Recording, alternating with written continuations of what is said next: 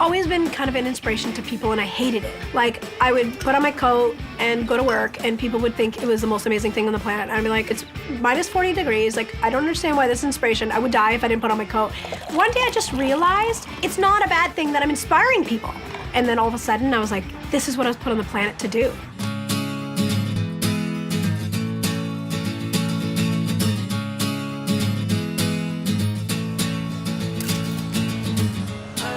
My name is Leah, and I'm a photographer. So my dad and I go out on the streets to locations that we know that there are large amounts of homeless people, and we approach them and ask them if they'd be willing to model for me. What does the name say there? Sharon and Rick? They died 11 years ago. Friends or family? My mom and dad. Oh, your mom and dad. Okay, that's hard.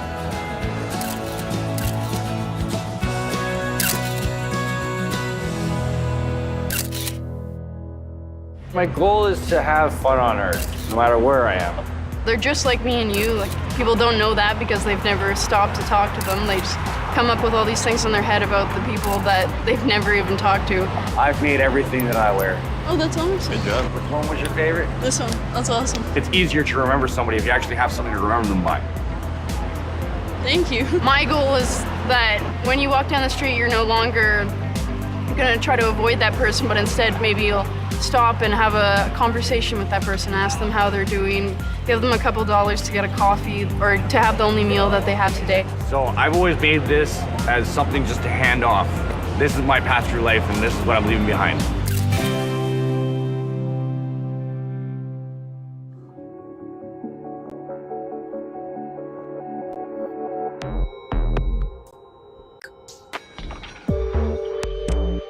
Hi, my name is Ella. I'm Nancy, nice to meet you. Welcome to my bedroom. Have you ever played with cam girls at all? Never, this is my first time. Camming is estimated to be a billion-dollar industry. And as technology gets better and connections get faster, the world of adult online interactions continues to grow. The recent introduction of 3D VR technology is pushing the camming industry even further. As these virtual interactions edge closer to reality, what impact do they have on our perception of intimacy and relationships? And will we be able to distinguish between fantasy and reality? That was so good. That was so good. Thank you so much.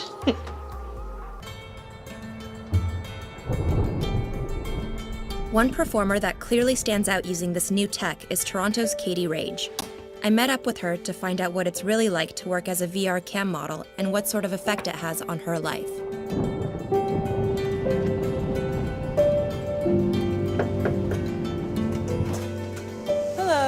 How's it going? Good, how are you? Good. Katie. Nancy, nice to meet you. Come on in. I'll show you where I work. Awesome, thanks.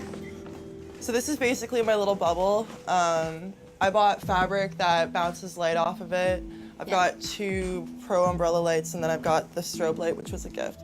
You know, for any cam room, you have a set status, so that'll be where your tip menu goes. Tell people what you're doing that day. So it's always like just whatever you say goes kind of thing. Absolutely. I love that. That's why I love this job so much. So I'm going to get changed, and then I will log on. Awesome. Has the camming ever caused like a problem in your personal relationships? Absolutely.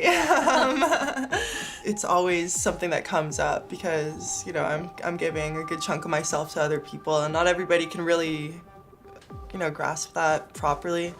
This is one of my favorite outfits to cam in. It's a very good outfit. I'm actually pretty envious. So, here we go. Hello, how are you? What's up, Mr. Eden? Somebody just tipped me for a cheese. Swordfish! They're tipping the hell out of me right now. Let's start the clock. 2 minutes. You guys are making this an interesting day, okay? Hey, you can't give out requests unless you tip. That's the rule. I mean, it seemed like you have a lot of fun with it, and it sounds like you have a lot of fun with it. So is it fun, or like, is there ever a time where you're like, this is actual work right now? Absolutely. There are days for anyone in any industry where you're gonna hate your job, even if it's your dream job. There's days where I'll make, you know, best case scenario, thousands of dollars, and then worst case, I'm like, this is $10, guys. Been here for 5 hours. I'll see you later.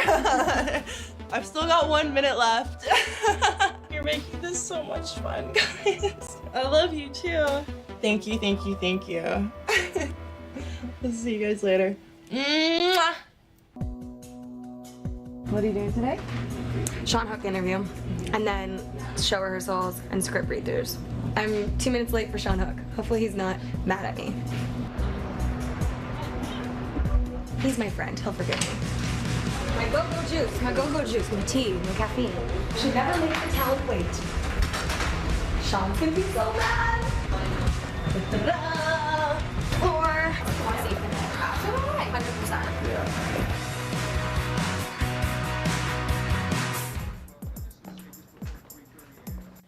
And now we're going off to Virgin Radio with Tucker. Speaking of the iHeartRadio MMVAs, it's Liz Stradier, one of your hosts. Hi, guys. Hey, Liz, thanks for coming in this morning. Thanks for having me. 1, 2, 3, 4, 5, 6, 7, 8, 9, 10. I mean, video of the year this year is incredible. Kaytranada, which is an epic music video. There's Grimes in there. You're gonna see a lot of variety in this show, and there's something for everyone. Thank you. Thanks for having me.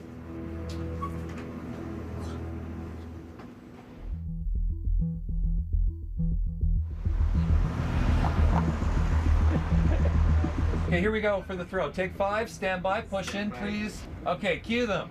Well, we're here in the mobile control room. It's a pretty good spot to be. I don't get to see a lot out in the parking lot, but that's not so bad because it's air conditioned in here. 4, take. Ready, 11, take. It's Saturday night. It's about 10 o'clock, and we're just trying to get through band rehearsals. This is our only chance to get this right. Just in the middle of rehearsals, the sound check, the performers are up there just getting everything ready, ironing out the details. And then I looked at the radar and said,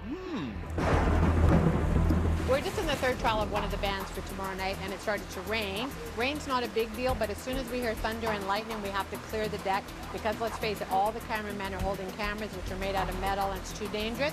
So we have a completely empty deck right now, and we're in a hold pattern. It came down heavy. I saw a lot of tarps. I saw a lot of people running. We have an absolute out on these days, and that's 11 o'clock because it's a noise violation. You literally can't go past at 11 o'clock because people live in this neighborhood. It's quite possible that one of the things we hope to get done today we won't get done. We may have to drop a band and try and fit them in sometime in the rehearsal schedule tomorrow, which is really tough because we're back to back.